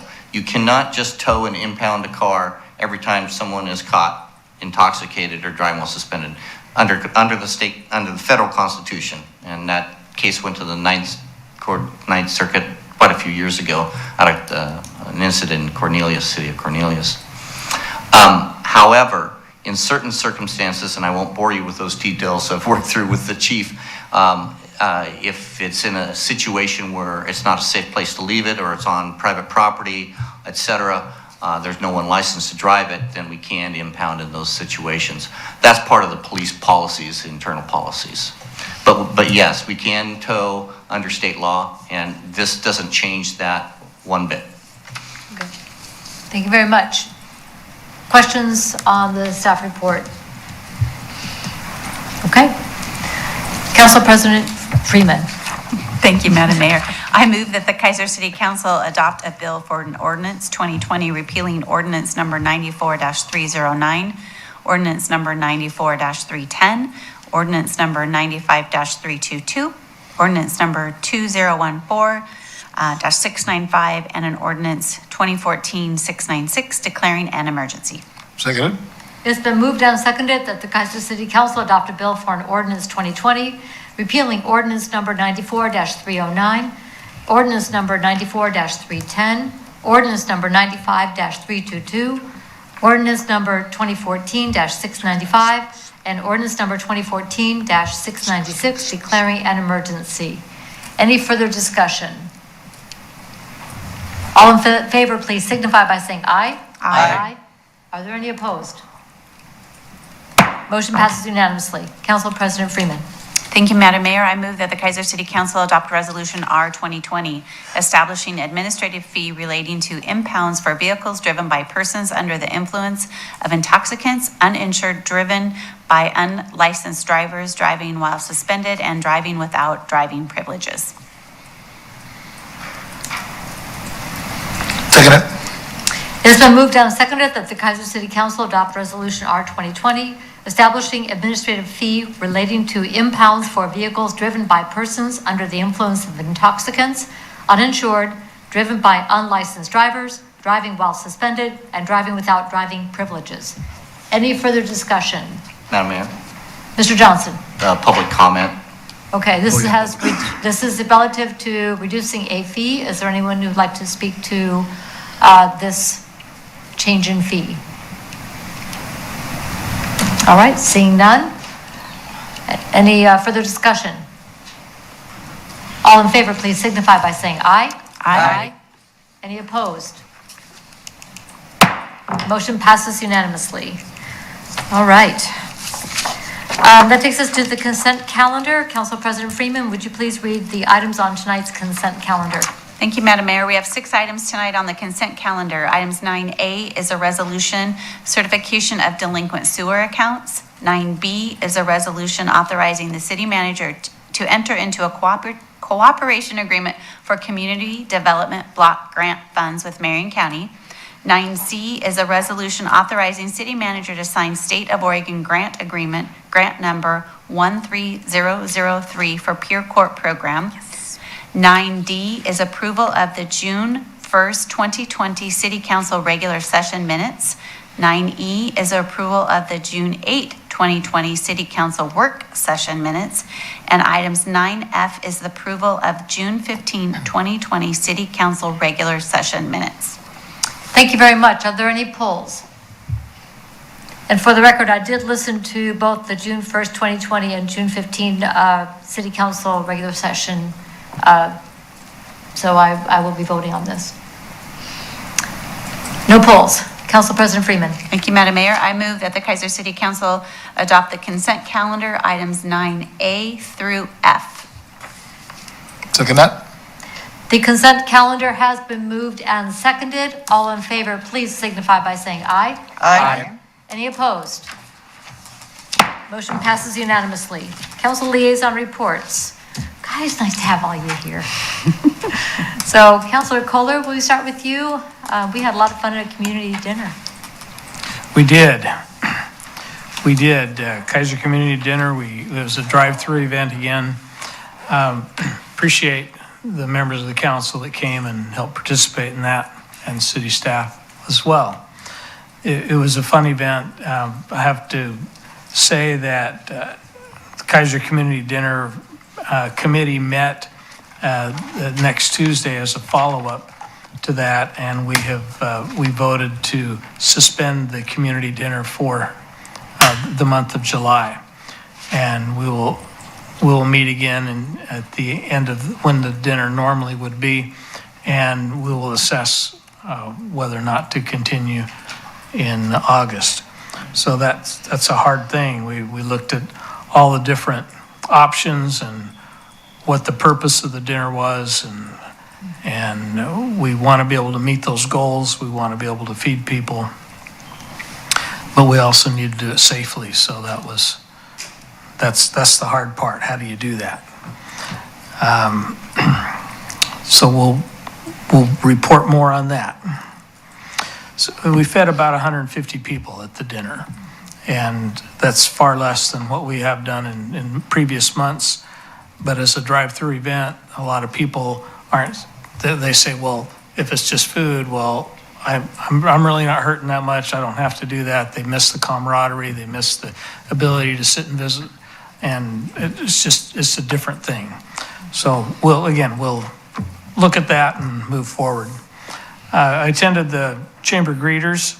We had a live chamber greeters over at the golf range, and that was a lot of fun. The paralyzed, disabled vets came and talked to us about some of their fundraising events, some of the things they're doing. They have a raffle for a 1970 restored Camaro, and they have a golf tournament coming up here pretty quickly. So that's good. There was a very nice op-ed in Keizer Times by Chief Teague. Thank you, Chief, for doing that, and it was very well done. I hope that you're getting good feedback from that, because I certainly approve that, and the people that I've talked to about it approved it also. Thank you. Just another note while I have Chief Teague on my list here is that I've visited with a number of Keizer Police Department officers and have been very pleased with the response that I've had when I asked them how the community is responding to them. And I feel that we're very blessed to live in a community that has a police department like we do, that's doing their best to do the job for everyone in the city of Keizer. So just a note on that. Keizer is, there's a Food, Family, and Faith grant that was given. The USDA gave a grant, and on Mondays at St. Edward, between 3 and 6, they were giving away food boxes, and they did that today. They gave away about 900 food boxes. So there was a lot of them given away, and it's quite a procedure, quite neat to see that. So there's a list, Monday through Friday, there's a place where somebody can go, and they have a list. Some is in Happy Valley, some is in Beaverton, Hillsborough, etc. But if somebody has a question about where they could get some food, please contact me, and I can give it to Tracy and she can post it or something. And then Tuesday is a Stormwater Advisory Committee meeting. Thursday, we might have a Latino Business Alliance meeting. We don't know for sure. And they haven't got back with us apparently. Okay. It's And virtual. Yeah, I don't know that they've even been doing virtual. They haven't. We hadn't gotten any notification at all, so yeah. you'll let us know. Okay, thank you, Tracy. Thursday, I also have the Traffic Safety Bike Ped Committee meeting. And then Saturday, July 11th, from 10 a.m. to 4 p.m. at the Keizer Heritage Center is we can be a part of history. Next Monday, of course, is a work session, and Tuesday is the Keizer Chamber Luncheon, where we will put all the new board members, install the new board members, and thank those that have participated. I did have a question. When's court going to start up again? It has. Oh, it has? It has. Great. So is that just recent, or is that? It started on the 24th? 24th of June. Excellent. So do we have a big backlog? A lot of folks have been attending to their affairs electronically. We do have some backlog, but I don't know that it's huge. Okay, excellent. Thank you. And just want to thank everybody for doing their part to get along with everybody. There's a lot of unrest in the world today, and if we can reach out and say hello and give a virtual arm to a neighbor and a friend and all those in our community, then we'll be a lot better off. You're here. Thank you very much. Councilor Reed. Thank you, Madam Mayor. I have been listening in to some of the League of Oregon Cities teleconferences. They didn't have one this last Friday because of the Independence Day observation, but that has been very interesting to see how our local governments are working together to approach these things. We've been getting a lot more solid information, although there's still a whole lot of we don't know yet, or we're guessing. So I've appreciated being involved in that, because the League of Oregon Cities does a really excellent job of coordinating our efforts, because we are far better as a team than we are individually. And so that has been something that I've been doing.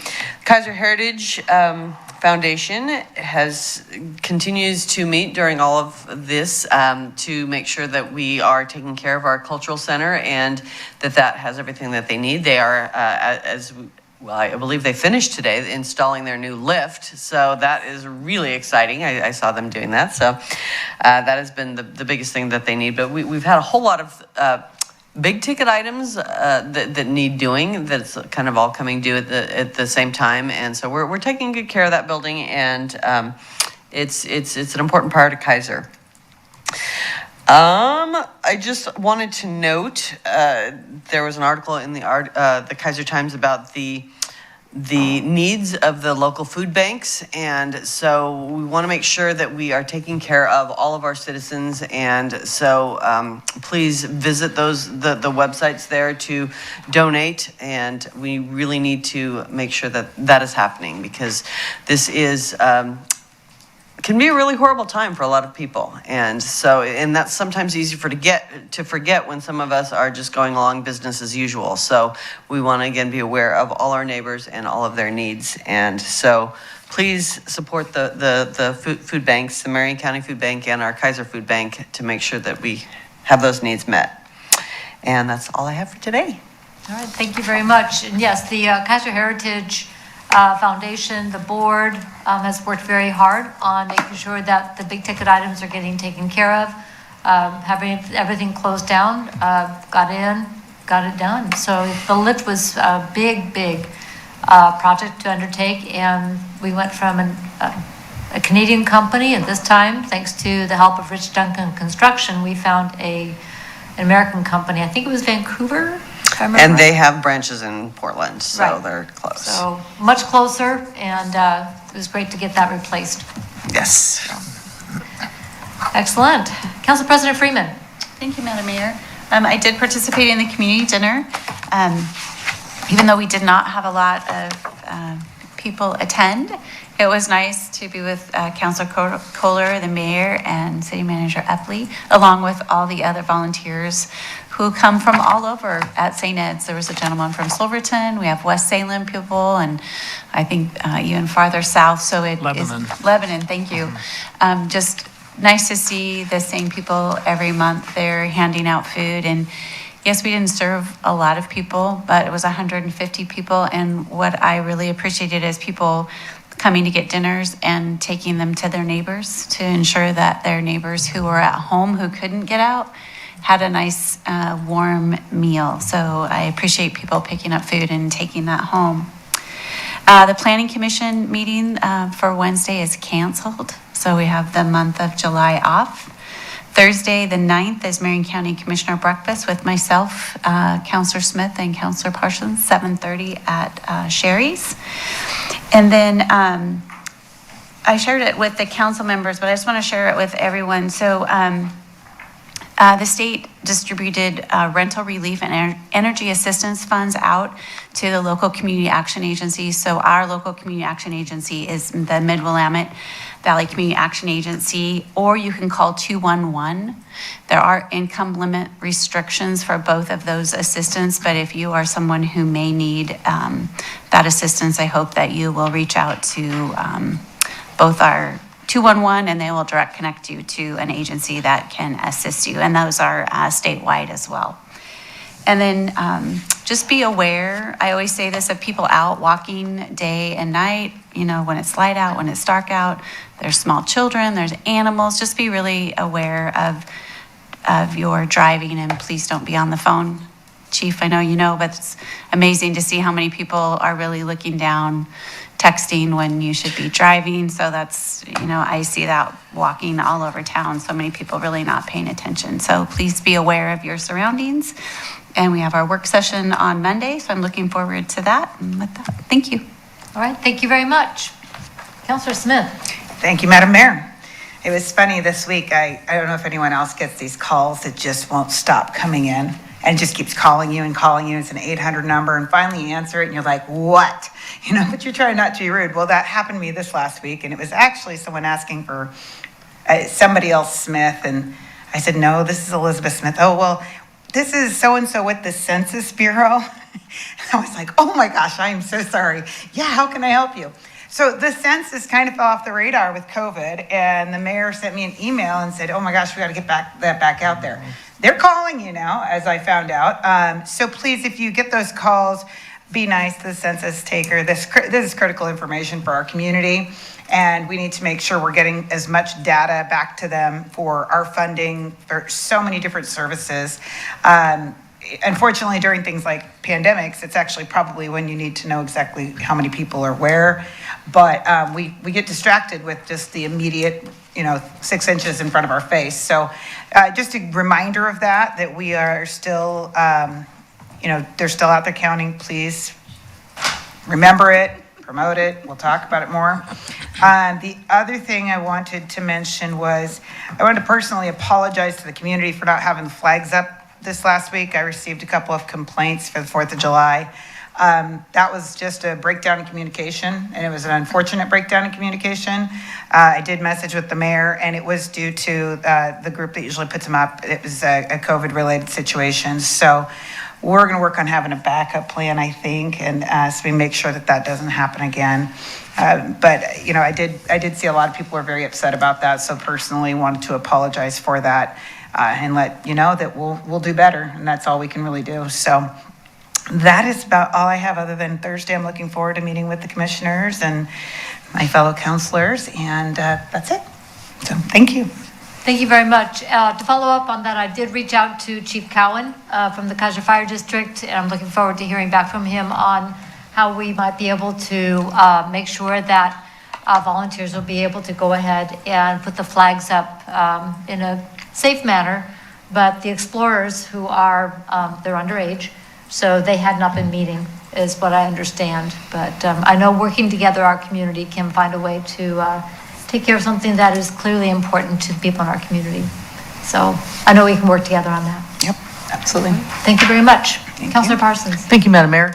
On June 18th, of course, I attended the Volunteer Coordinating Committee, and we voted in tonight those ones, but we still have vacancies. So the Keizer Points of Interest Committee, which meets on the 4th Thursday, we have 1 vacancy. Budget Committee, which is 2 meetings in May, maybe 3. They have 3 vacancies. Planning Commission, which meets the 2nd Wednesday of the month, they have 2 vacancies. And then, of course, we are still looking for youth counselors and youth committee liaisons for the upcoming year. And so just wanted to get that out there. If you go online to the City of Keizer website, those applications to apply for those committees are online. So just wanted to get that out there. Okay, coming up, I have the stormwater tomorrow, which Councilor Crowley talked about. I have a chamber board meeting on Wednesday morning. And we do meet live. They have a great setup to do social distancing, and that's great. And I wanted to give a shout out. So the Windsor Island or Willow Lake Golf Center has actually opened up their facility for people so they could do live greeters because they have 25 acres. They can certainly social distance out there. So they've opened that up for people, to come and do that. So people can still do something, but, anyway. Then I have the Commissioners' Breakfast on Thursday, and then July 14th, we have the chamber installation at the Log House, and the tables. They are certainly, I think they're putting like only 3 people at a table, and they've got them, all social distance, and so looking forward to that for their new officers. And that's all I have. So do we need to register for that, right? Yes. Okay. So we do. Anybody want to go, Signal Tracy? I do. I will be there. Anybody else? Dan? Lori? Laura? Dan, Laura, me, Councilor Smith, Councilor Herrera? No? Okay. I got something else going on there. Okay. So Mrs. Davis is already registered. All right. Okay. All right, Okay, thank you thank you, very Tracy. much. Appreciate that. Yeah, that would be great. We probably should register for that. Yeah, they kind of like to have a head count. Yes. Before.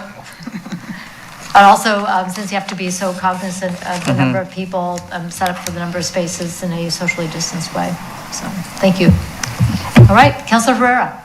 Oh, thank you, Madam Mayor. I missed out on the community dinner. I was involved in the elected officials of color panel on June 24th, so I was tied up with that. And it was interesting with talking to other elected officials of color. They have similar situations, getting folks to take diversity and inclusion a little more serious. It was very interesting, and I wanted to shout out to the Yamhill County. They elected the youngest, these are Dems, by the way, the youngest chair and vice chair, who are both young men that I actually worked with, Omar Sandoval, chair, and Gustavo Guerrero, which is, they made history of their being the youngest 2 chair and vice chairs of the Yamhill County Dems. Also, by the way, I participated in the Juneteenth event. I don't know if you guys know what Juneteenth is, but it's a big deal for our folks of color, the black community. I also wanted to mention that the Supreme Court passed this, basically held up the DACA thing, which affects a lot of folks that I mentored and gave them kind of a new lease on life temporarily. But that was a big victory for those folks, those kids that were brought over without any, they just kind of got here with their parents, so they're just trying to survive, and I was very pleased with that. Also, the points of interest was canceled. We didn't have a quorum. Also, by the way, happy Father's Day to all the fathers. We had a great Father's Day. I had a great event there with a lot of other fathers, put it that way. Also, I listened in on the school board meeting, and I want to shout out to Christy Perry for actually speaking truth to power. I really am impressed with how she actually spoke up, and also to Sharon Blasey, who's probably the only one on the school board that actually is listening to the folks of color and what they have to say. So a shout out to Christy for saying that and for speaking up. And I thought that was brilliant what she said. It was very inclusive. It was a perfect wording. On the 29th, I participated with the other local commissioners with Teresa Alonso Leon, our state rep, and she had a town hall with Kevin Cameron and other commissioners from the area, and I participated in that. Also on June 30th, I also went to actually participate in State and Councilor Paige Hook's event. And July 4th was kind of fun. This morning I participated with the LOC's Equity and Inclusion Committee, and I actually testified and pushing forward with the League of Oregon Cities First Color Caucus. We're taking the next step. Hopefully they'll get that approved by the fall meeting, and that hopefully will fall into place. I was pretty excited because we had some great support on this creation of a color caucus. They're also going to be doing other caucuses for trans and other folks, which is well deserved. What's the other thing? Oh, yes, July 7th, that'll be tomorrow, we'll be having a LAC meeting. We're going to do some updates on things that we're working on there with the Latino Action Committee. And on the 8th, which is Wednesday, we have our Zoom with the Neighborhood Family Impact Committee, Executive Committee with the school district. July 10th, I will be on the conference call for the coronavirus updates with LOC. On the 17th, it will be my first meeting as a member of the Commission on Judicial Fitness and Disabilities. I got my packet yesterday, and it's very interesting to be able to read from some of the information in regards to judges and throughout the state. I was really impressed the way they put the packet together. It makes it easy for us, kind of like when Shannon does the work ahead for everybody, same type of thing. So I'm looking forward to serving on that, and this will be my first meeting as a member of that commission. On the 20th, Keizer United, we'll be doing that. And, Councilor Reed said something about the mask thing, and I just want to say that, to me, it's very important that we, to me, wearing the mask is an act of respect and love, even. Because you're being respectful, you're not thinking about yourself, you're thinking about everybody, the community, like Councilor Reed put very eloquently. I agree with that 100%. And I'm like my son, this thing about living in fear, seatbelts and not living in fear, it's just doing the right thing. And also, like my son said, he wears a mask so he can be alive on November 3rd. So that was kind of neat, I thought. But anyway, I just want everybody to know that like Councilor Kohler said about the stuff going on right now, we got to just rise above that and make the best of it and be listening to other folks. I mean, folks that have these experiences, believe me, I mean, they come back to you every time. Like I still remember every time I see something in the news about something going on. I remember when I was 18, what happened to me. And I remember when I was 20. I remember when I was 5th grade, what happened to me. And things that were injustice, that were not right. And those things come back to you. Every time you see something that's racially injustice, you think about those things, they come back to you. And for those of you that haven't experienced it, you're very fortunate. So that's all I got. Thank you very much. Thank you very much. Just a couple things to add. First, I want to thank Council President Freeman for chairing the 2 council meetings in July. So it is July now, June. Anybody else losing track of the calendar this year? In June, I had the opportunity to go to Arizona and spend time with our family and welcome our first grandson. So he's an absolute delight, and we're looking forward to racking up some frequent flyer miles between here and there. But I did listen to the meetings, and it was great to be able to keep up with all that was going on from a distance. This teleworking thing has some definite advantages, especially using the technology. And I hope that we continue to evolve and enhance our ability to have technology available to include more people. Just a couple of things. In May, this is why I'm kind of behind a little bit, just to bring you up to speed on some of the things I've been up to. I was interviewed as part of the Land Conservation Development Commission, their work regarding greenhouse gas and the statewide transportation strategy. So they asked me to participate in interviews about what that work looks like from the point of view of a city, from a community, and what that really how they're looking at from the transportation perspective. My perspective out to them was much more broad and looked at the community functioning and the ability of people to take care of themselves and their families. I want to thank David Dolly for helping put together another Facebook Live for the Coffee with Kathy. I had an opportunity to have in May Colleen Bush from Transit, Jonathan Thompson from the Chamber, Pastor Dominguez from La Luz de Valle, Betty Hart from the Keizer Fire District, and Lisa Harnish from the Early Learning Hub, sharing about what each agency is doing to take care of families in our community. We had the Personnel Policy Committee, and you probably heard about that way back when. So coming up, let's see. One thing I do want to bring up is that the Council of Governments is actively engaged now in the recruitment for a new executive director. It's been several months since Sean O'Day went over to the Veterans Department. We had to delay some of the work in the recruitment because of COVID, but the Mercer Group, who is the consultant that is overseeing this recruitment, is now putting together the qualities. They're doing interviews with folks, and then they'll put out the job recruitment, and they're going to cast a very wide net. They have that experience doing that. They're based in California, so they are very well versed in how to reach a large and diverse population of candidates. SCATS met Salem Keizer Area Transportation Study, and I did want to follow up on one thing that several weeks ago we did submit a letter supporting a grant application by Chariots for electric buses. I wanted to let you know that they received that grant.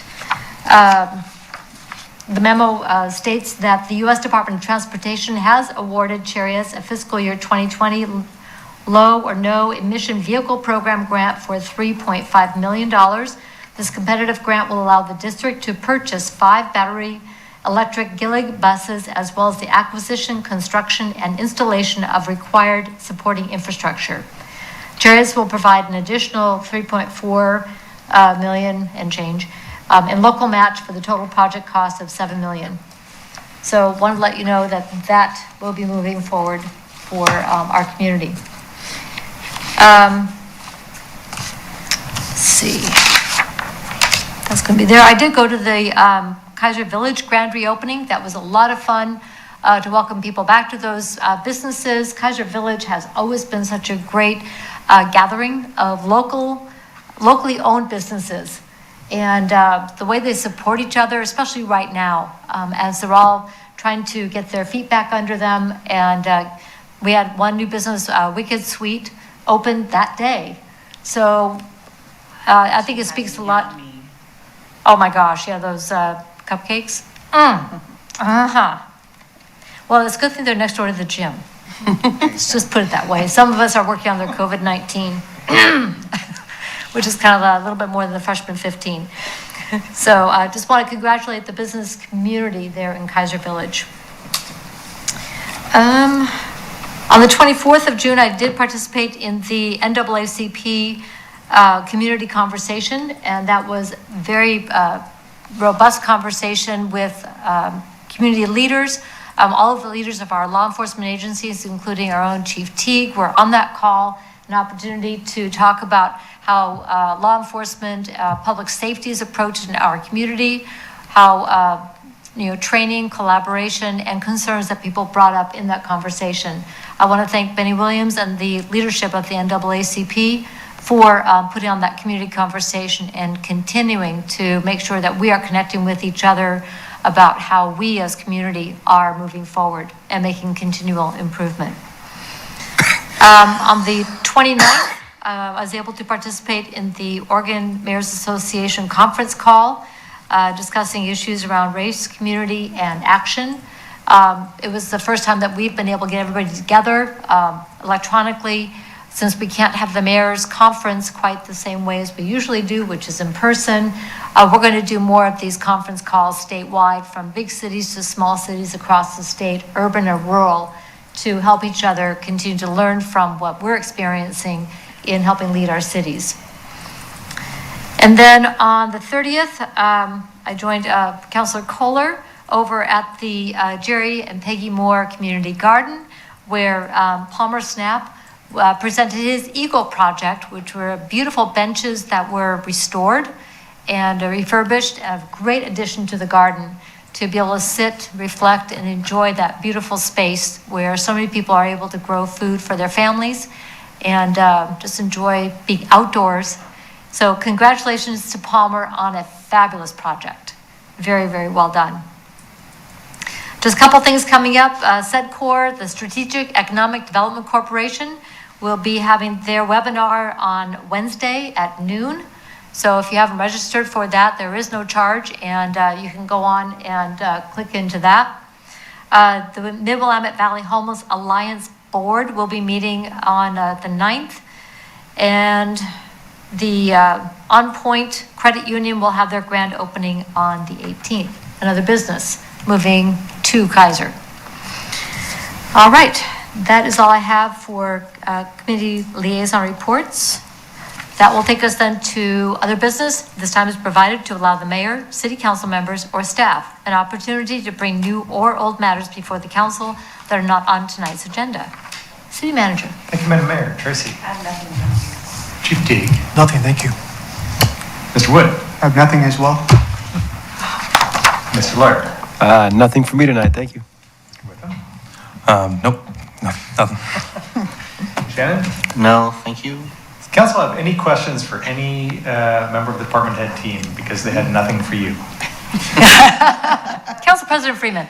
I don't have a question. I just want to say thanks to the park staff or whoever put up the sunshades at the big toy.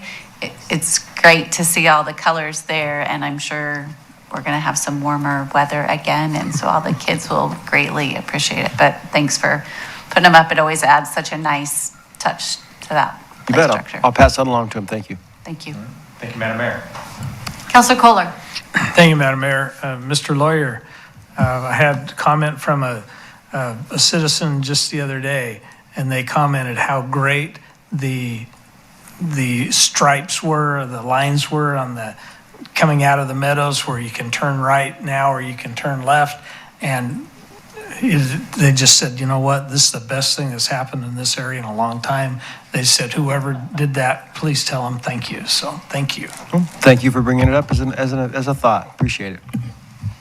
I do have another compliment. At my recent coffee with Kathy, I had a resident from Delight Street came and wanted to pass on to you and to the contractor how nice the folks working out there were to every single resident. If somebody needed to get out of their driveway, if somebody needed to anything, they were so accommodating, and they were just very, very pleasant to have on their street as they were doing major digging and other disruptive work. So love compliments, not only on the quality of the work, but also the quality of the individuals that were doing the work. Thank you, I'll pass that on to him. Thank you very much. Thank you.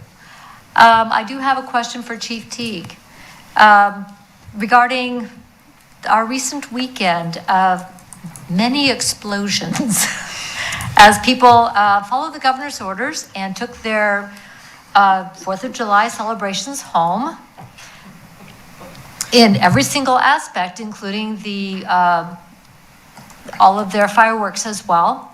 Can you talk a little bit about the statewide rules about the fireworks and how much support we get from the state in enforcing that?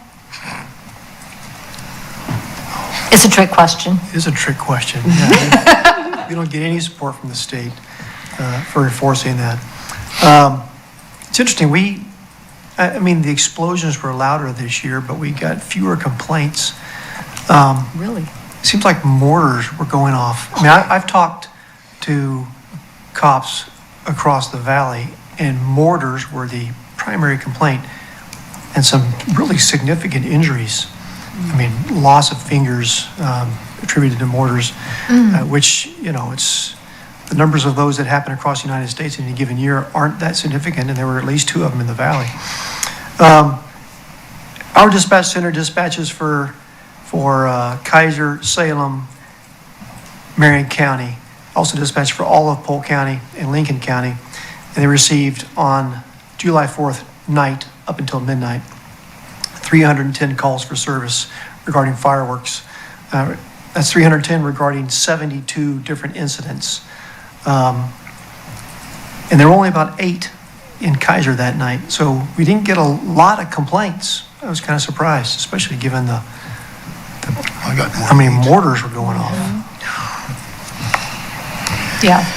Anyway, I'm not sure what the solution is, because these guys just drive across the border and buy all this stuff and bring it back down here, and it's remarkable. Well, and folks, really did it up. I was listening to, and as my dog was all cowered, I didn't bother to call it in because I knew that it probably wasn't going to make a big difference. So maybe that's why you didn't get all the complaints. I got some emails that I'll share in a little bit. But, thinking about it, you're right, there's nothing done by the state to stem the tide of the mortars coming into the area, and anybody can order them from, I would suppose, just about anywhere, not that I've tried. So we have a state law, we have no enforcement on the supply, we have no support on on shooting these things off. What? I feel like we're between a rock, a hard place, and a Yeah, sparkler. I think people are just going to continue to, mortars, that's what's so exciting, right? We're just continuing to see more of those as we get more of them. I will say this, though. For all the CADs that I read, the reports that I read, when we responded and warned people, we did not have to go back. So that's some tribute to the residents of Keizer. Okay, Very nice. that's good to know. You were done. Okay, thank you. Anybody else? Thank you, Madam Mayor. All right, thank you very much. Written communication, so along the same lines, I did get an email from a resident over here off of 13th, said, why are we allowing illegal fireworks every year in Keizer, Oregon? And why do we have to live in a war zone every 4th of July when the fireworks are going off in the air and mortars since Thursday before the 4th up until 2 a.m. every day? The houses shake, windows shake, and of course animals, and on 13th Avenue, we are surrounded all around us with the illegal fireworks going off for several days. And with the virus and being told to stay home, wear masks, what about people who are veterans, who have post-traumatic stress symptoms, and the pound of these illegal fireworks? There's no control in Keizer, Oregon. I thought Keizer was better than this. I guess not. What I responded back was, I agree the fireworks in the neighborhoods were horrible this year. And they were supposed to be illegal under Oregon law. This year was particularly bad as people followed orders to stay home and have their celebrations. My neighborhood, like yours, had fireworks going off several nights in a row. I am going to contact the governor's office, probably on our next COVID call, about this, since the state ban on flying fireworks is something that has never been enforced or supported at the source and has not been supported by the community, as evidenced by the community participation over the years. Thank you for sharing your thoughts. And, there were some comments on Nextdoor and so forth, and I get that.